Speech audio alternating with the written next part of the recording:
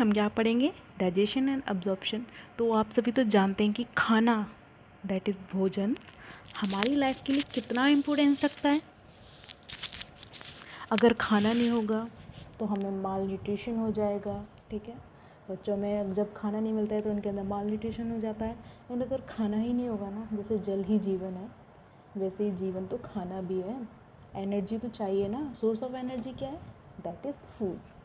तो स्टार्ट करते हैं। Food is the basic requirement of all living organism. Food is basic requirement of all living organism.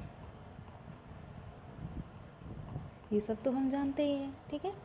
अब मैं एक चीज़ बता देती हूँ। अगर आप भूखे हैं, काफ़ी दिन हो गया आपको, आपने फास्ट रखा हुआ है, आप स्टारवेशन पे थे कुछ दिनों से, तो हमारी बॉडी क्या होगा?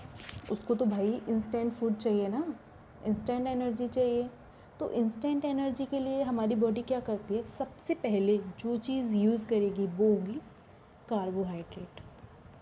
क्या यूज़ करेगी? Carbohydrate.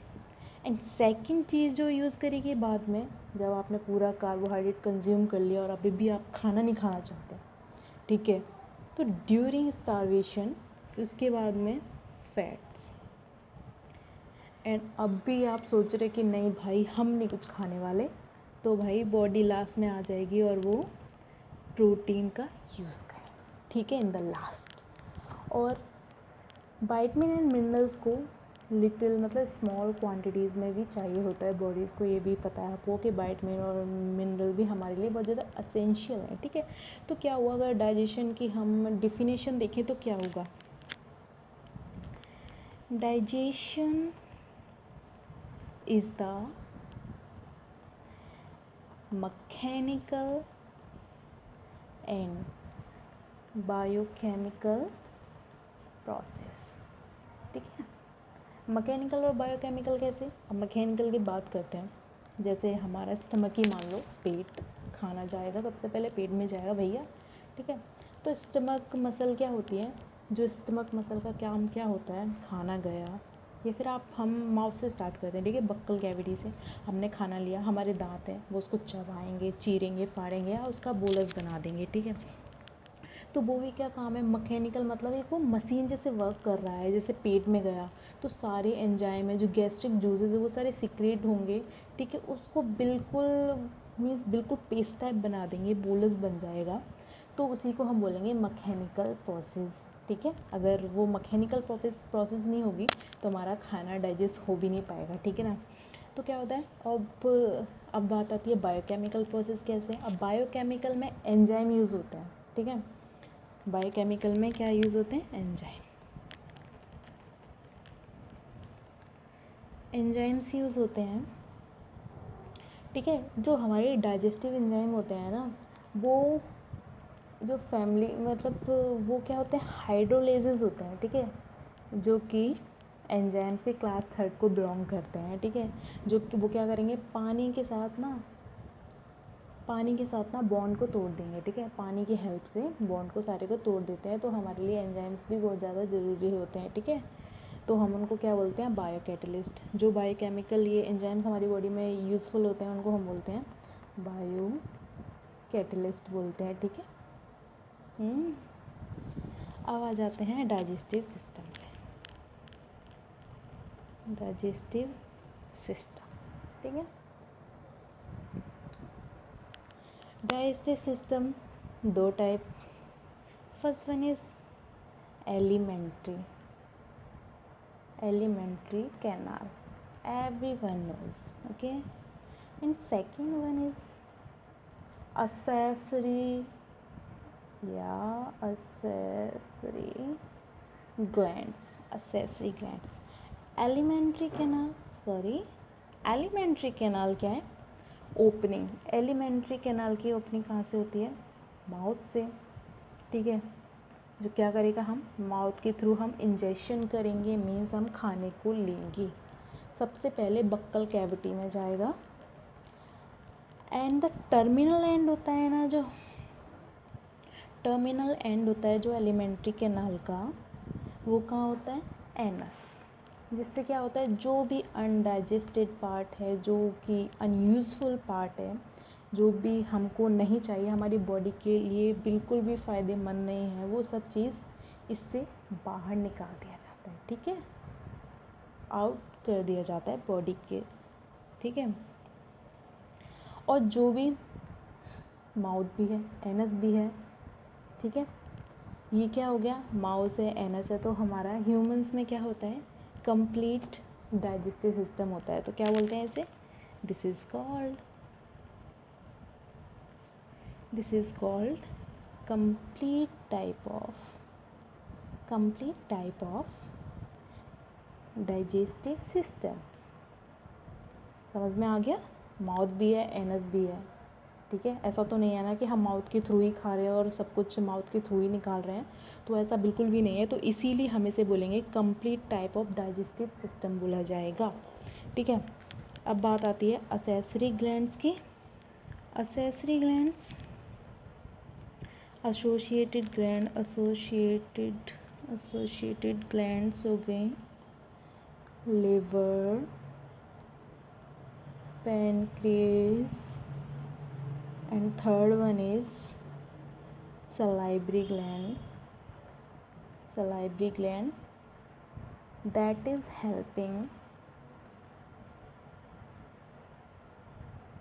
helping in the digestion।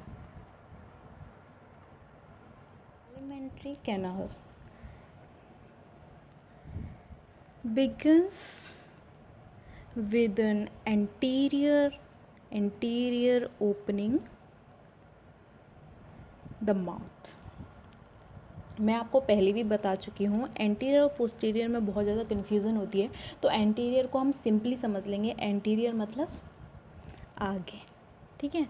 And अगर पोस्टीरियर की बात आती है तो वो होगा पीछे। तो क्या होता है, एलिमेंट्री कैनाल हमारा कहाँ से स्टार्ट होता है, begins with an anterior opening mouth. Mouth से स्टार्ट होता है, बक्कल कैविटी से, ठीक है। एंड द पोस्टीरियर अभी बताया था आपको, पोस्टीरियर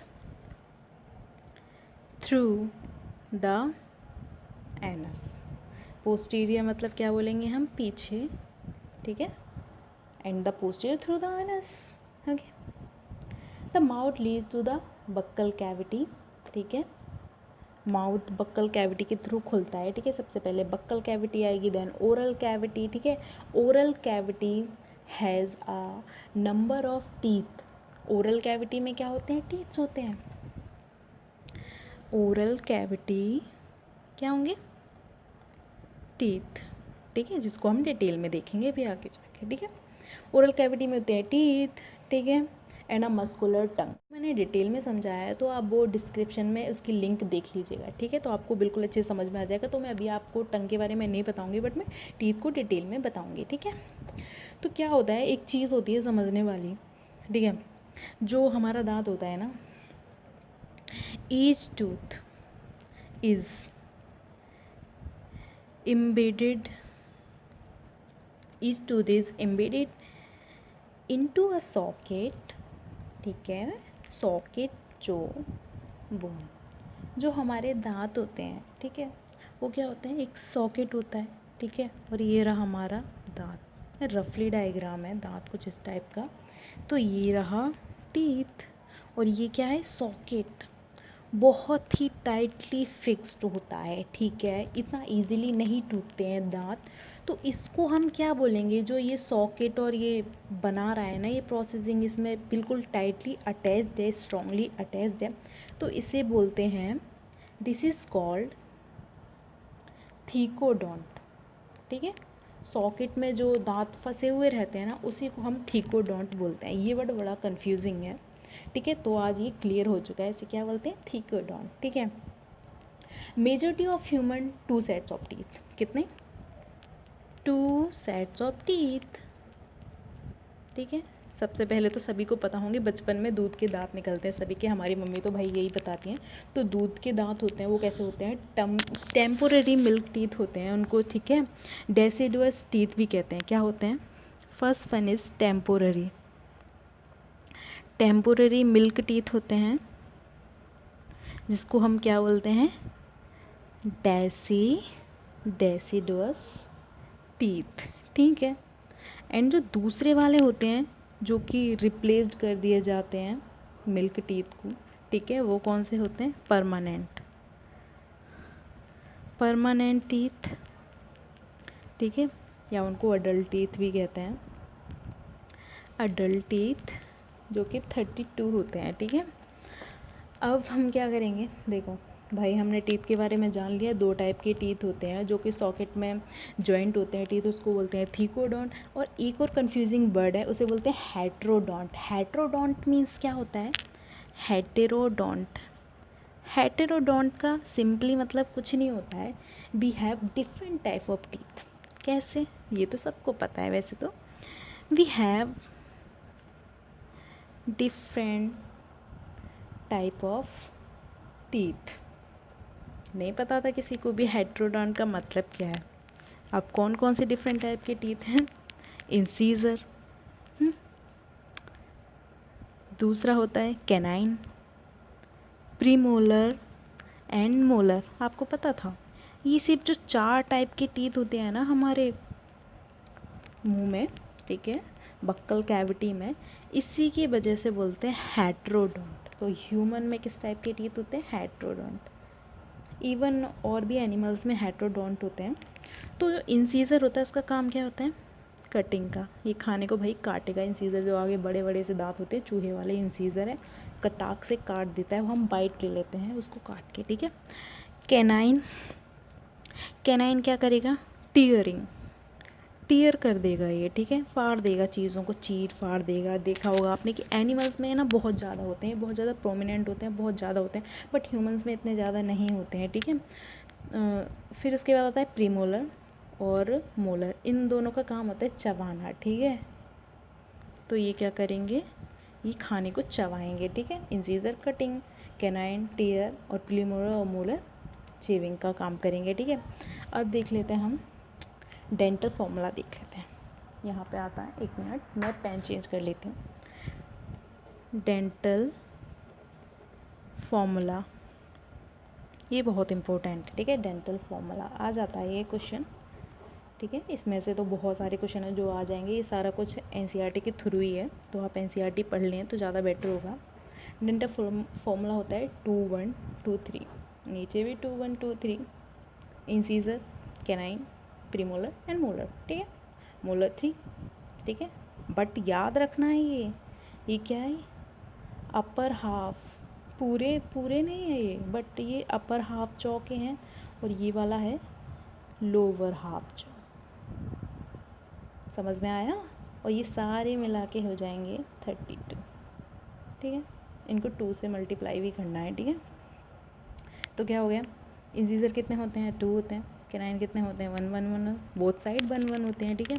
प्रीमोलर कितने होंगे, 2 एंड मोलर होंगे 3, ठीक है। समझ में आ गया।